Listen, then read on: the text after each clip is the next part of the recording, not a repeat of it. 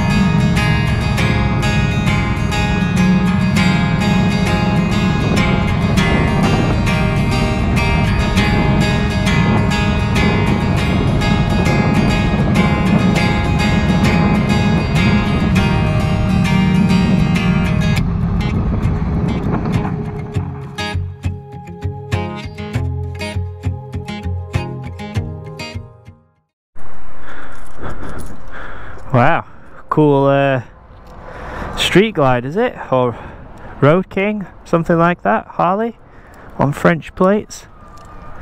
Wow, it's a nice bike. There were two up as well on that. It's probably like being in an armchair. Where am I going? My bike's over here. So yeah, just went in, guys. To be honest, it wasn't really clear where to pay because there was no one behind the till, and then some young guy walks out and just said fuel. I said number 4, and he says yeah. So paid in cash, and that's it. So that's the fuel situation here. If you're paying with cash in euros, onwards we go. Alright, so we're all fueled up.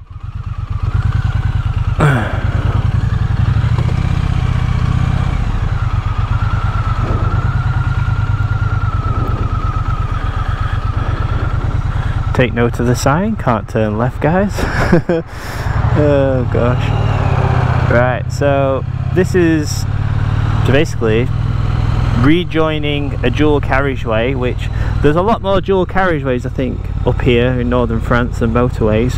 This seems to be the main road. Right, we better get going because there is a lorry coming.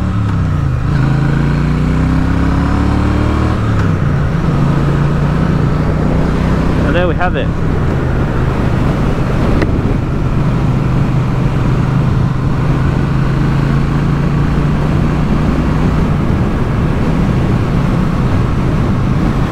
I may do an overtake here and get past this truck. Left shoulder check, pull out, and let's get past.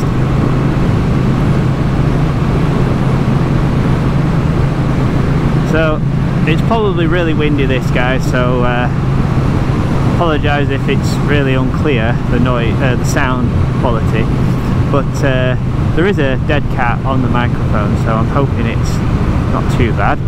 Well, that's the overtake done. But as you can see, these roads are fairly quiet.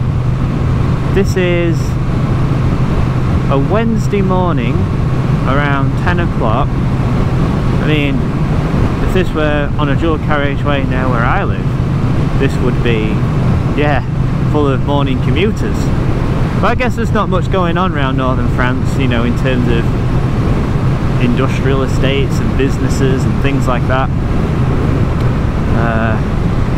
Yeah, the roads are a bit greasy this morning because we've had a lot of rain yesterday, so I am just taking my time here because, I don't know, something just doesn't instill me with confidence about seeing wet, greasy roads. I suppose that's normal, right?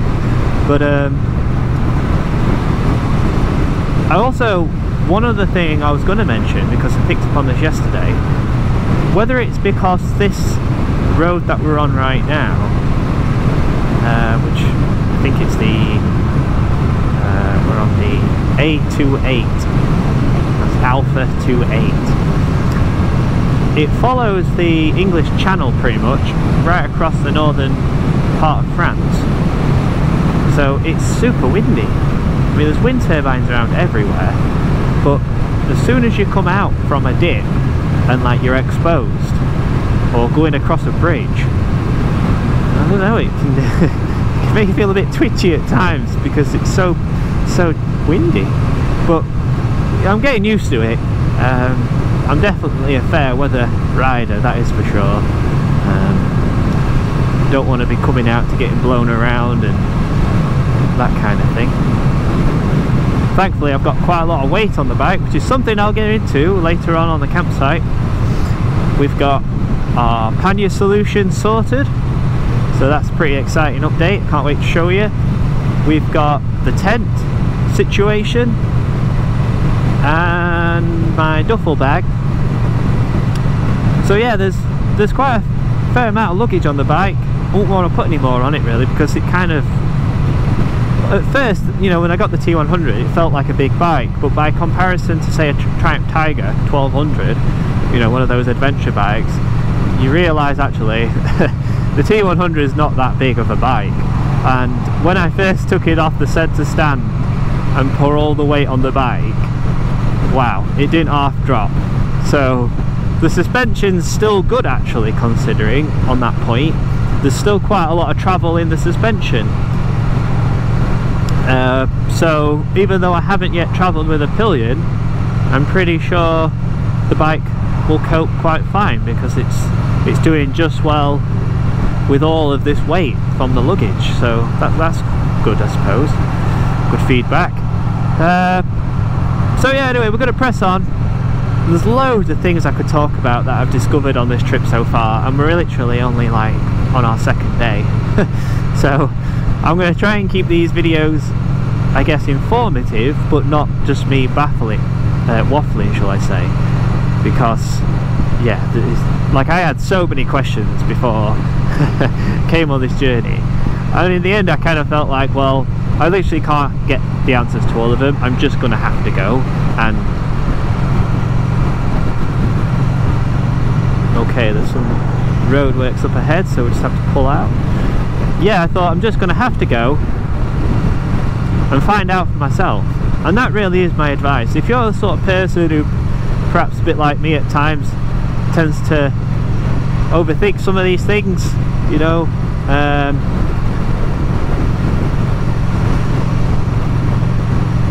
it's sometimes best just to, you know, throw caution to the wind and just go for it. Yeah, you've got to be switched on, you know, and do the best you can in terms of research so you can enjoy your trip, you know, you don't have too many blunders. But really, in 2023, travelling in France is, yeah, seems to be fairly straightforward to me, like, apart from the language barrier, but I've found that so far the French speak really good English.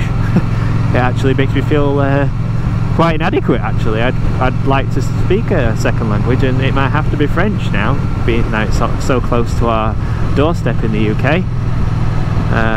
So is this lorry pulling back over? Not yet. No, we're just moving to the side. So yeah, I'll stop waffling. I'll try and get some more scenic shots as we're riding. Right now I think we're just on this road for 25 miles, so I may as well save the memory card and power on the GoPro, and I'll pick it up in a bit.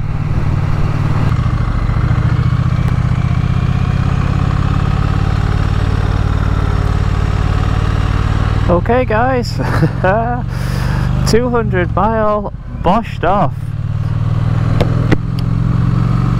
And yeah, we're about 3 minutes out from Sainte-Mère-Eglise campsite, and already picking up on the US airborne paratrooper signs and monuments and US flags.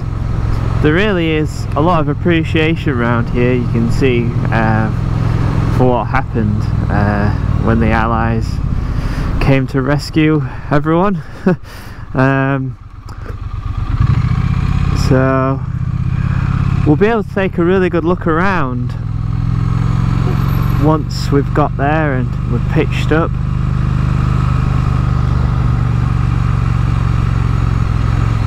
But this is Sainte-Mère-Eglise itself, and wow, it's just can't believe I'm here. Fantastic. To my left is the Sainte-Mère-Eglise, well, that's the Airborne Museum actually, so we'll be checking that out very soon.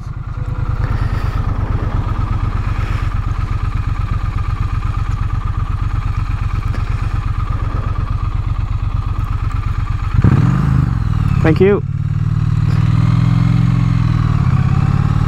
And thankfully we are just a stone's throw away from where all the action is.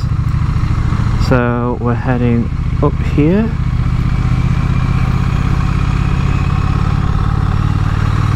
And we're just at the end of this road, literally 1 minute away now.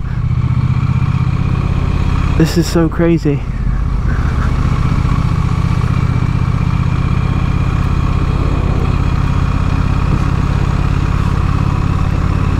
So yeah, obviously not stayed at this campsite before or ever visited this area, so just going purely off of Google reviews, it looks pretty good. Oh, here we go, nice one, here we are. Tell you what, I wonder if I can sneak down here.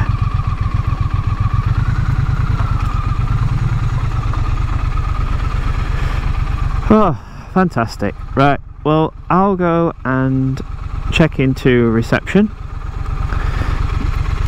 and I'll pick it back up with you guys when I get on the pitch. Oh,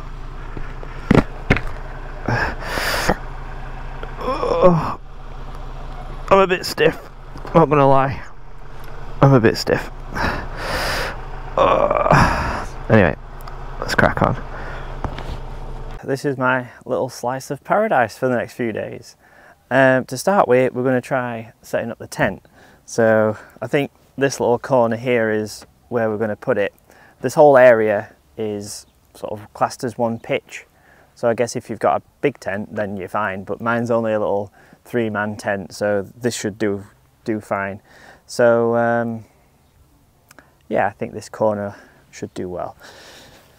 So,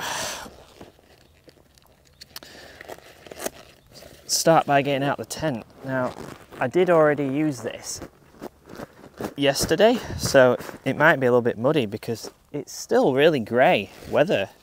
You know, I checked the weather forecast a couple of days ago. A week ago first, and then a couple of days ago again, and it was forecast sunny weather the entire week. And I get here and it's just grey cloud everywhere you go. So I think the French have lied to us.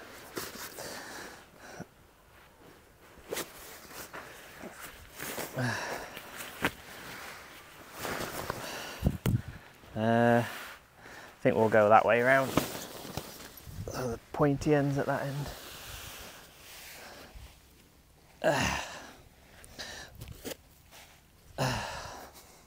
This, by the way, is a tent that my brother kindly borrowed me, but then never got back about 10 years ago, and it's been used just a handful of times. So cheers for that one, Pat. I don't think Coleman make this tent anymore, but I have seen that Van Gogh do a very similar one. So if you're in the market for a tent and want something that's easy to set up, lightweight, then I'll leave a link to one in the description below, and I'll leave a link to all of this stuff I'll show you actually as we go, just in case you need to know where to get started, that you've got an idea. Especially if you're starting from nothing, then you know it does help, doesn't it? So all right, that's the little one, he goes in there. The big one, and obviously this is happening sort of real time, so you'll see just exactly how long and easy this takes, you know, when you're doing it by yourself. Right, let's go. I may speed this up a little bit actually on the video, but if it takes too long, but I think it's normally about 5-10 minutes.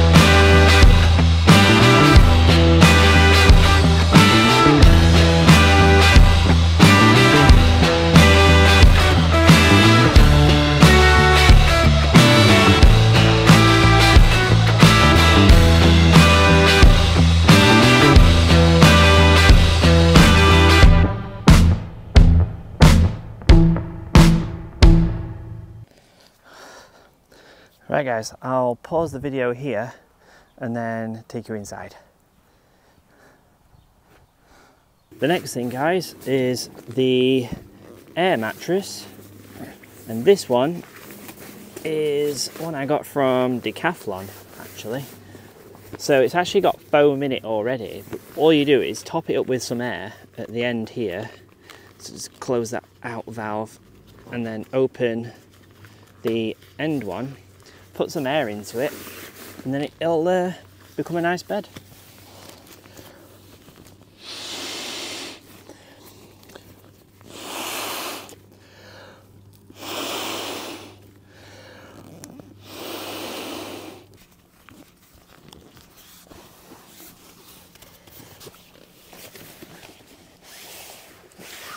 And there we have the bed. Pillow. Sleeping bag.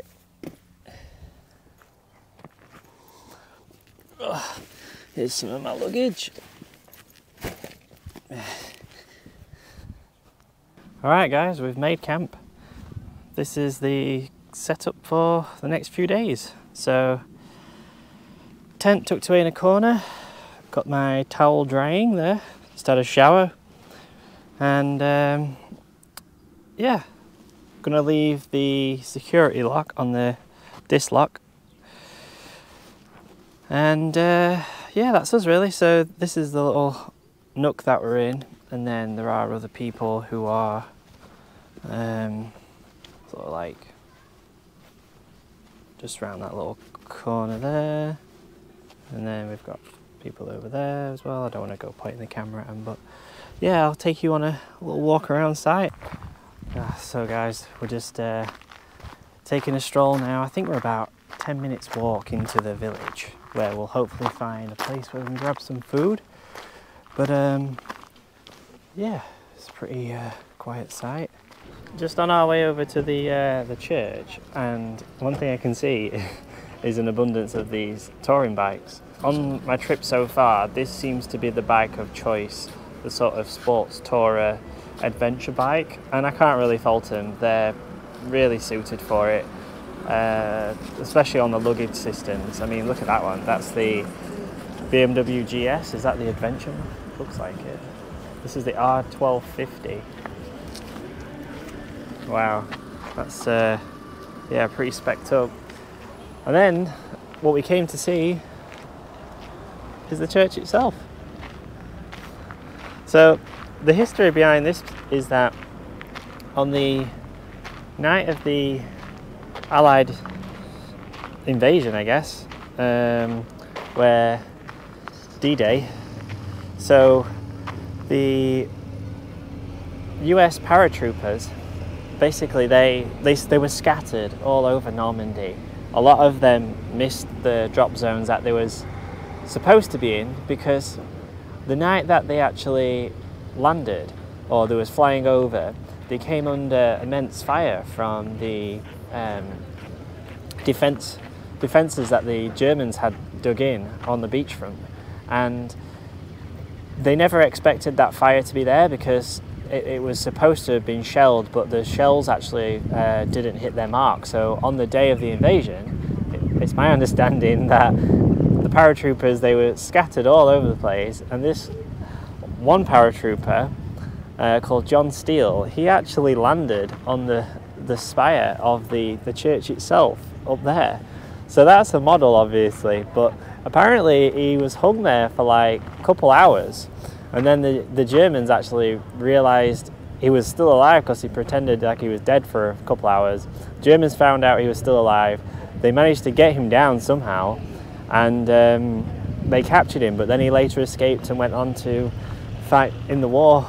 So yeah, this is just so cool to actually be here after all this time of wanting to come. So cool.